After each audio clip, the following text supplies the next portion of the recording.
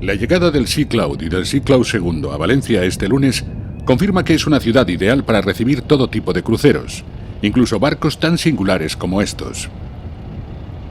Ambos son barcos únicos e irrepetibles que combinan los estándares que cabe esperar de un moderno crucero con la atmósfera exclusiva de un barco clásico y romántico. Los clientes de la compañía Sea Cloud Cruises suelen ser amantes de los barcos clásicos de vela. Quieren vivir experiencias singulares en sus grandes viajes y desean atracar en puertos de mucho nivel, puertos seguros, bien situados y con atractivos en todos los sentidos turísticos y culturales.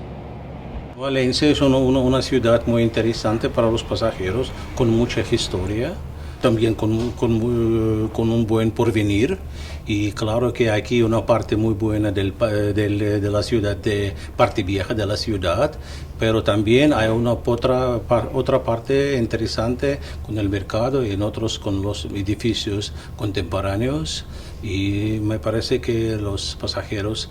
tendrán una excursión muy interesante y muy buena. El puerto de Valencia colma las aspiraciones de estos cruceristas procedentes de otros destinos de primera clase, tanto por sus cómodas y seguras instalaciones como por la amplia y variada oferta que el visitante encuentra en la ciudad de Valencia. Los autobuses que esperan a pie de muelle salen hacia el centro de Valencia, donde los cruceristas podrán admirar nuestras joyas arquitectónicas, hacer alguna compra y disfrutar de la gastronomía local, tan apreciada por estos viajeros alemanes. Otros prefieren descubrir la ciudad por su cuenta, pasear por la ciudad de las artes y las ciencias o darse una primaveral vuelta en bicicleta por el cauce del río Turia.